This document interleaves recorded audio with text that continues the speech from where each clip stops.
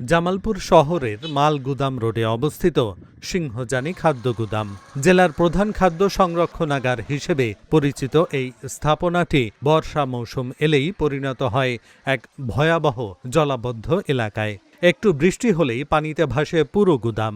হাঁটু সমান জমে থাকা ঘন কালো পানি দেখতে আলকাতরার মতো।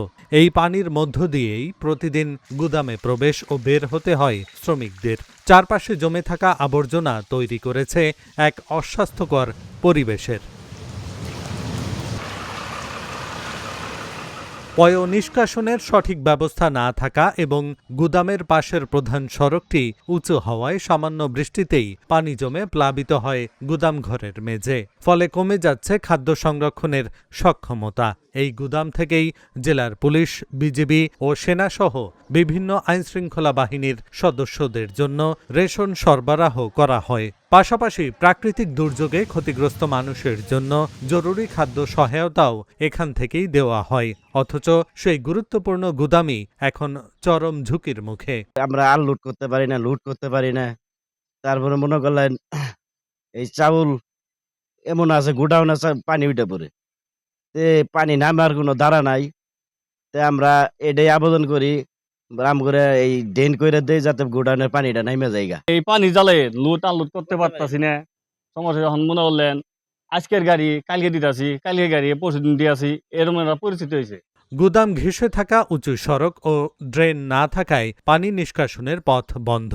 আশেপাশের আবাসিক এলাকার ড্রেনের দূষিত পানি আর বৃষ্টির পানি একত্র হয়ে সৃষ্টি করেছে এই জলাবদ্ধতা। স্থানীয়দের আশঙ্কা, এভাবে চলতে থাকলে একদিকে যেমন খাদ্য নিরাপত্তা হুমকির মুখে পড়বে, তেমনি জনস্বাস্থ্যের ঝুঁকিও বাড়বে। বস্তা পানিতে পড়ে কয়েকটা বস্তা ভিজছে, এই বস্তা ভিজে এই চাউলটা তো নষ্ট, এই গমটা তো নষ্ট, এটা তো আর হইতেছে না। এটা সরকারের ক্ষতি, আমাদেরও ক্ষতি। বাচ্চা স্কুলে নিয়ে যাওয়া আনা, এর মধ্যে যাইতে পারতেছে না, আসতে পারতেছে না, ভিতরে তো থাকা খুব কঠিন হয়ে গেছে। সামান্য একটু বৃষ্টি হলে আমাদের এখানে জলাবদ্ধতা সৃষ্টি হয়ে যায়। এখন সৃষ্টি হয়ে যায়, পানি দ্রুত নিরসন করা খুবই জরুরি। না হলে তো এখানে কার্যক্রম করা খুবই কঠিন হয়ে দাঁড়াচ্ছে। তো বৃষ্টি একটু বেশি হলে বা দীর্ঘক্ষণ একটু বৃষ্টি হলেই দেখা যায় অবশ্যই পানি ঢুকে পড়ে।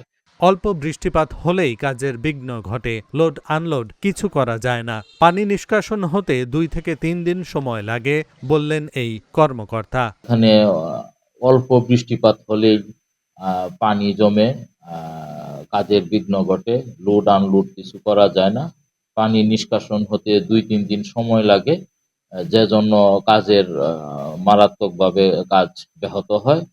তো এই জন্য এটার আশু পদক্ষেপ নেওয়ার জন্য আমি ঊর্ধ্বতন কর্তৃপক্ষের সদয় দৃষ্টি কামনা করছি। দ্রুত কার্যকর ড্রেনেজ ব্যবস্থা না হলে যে কোনো সময় নষ্ট হতে পারে বিপুল পরিমাণ খাদ্যশস্য।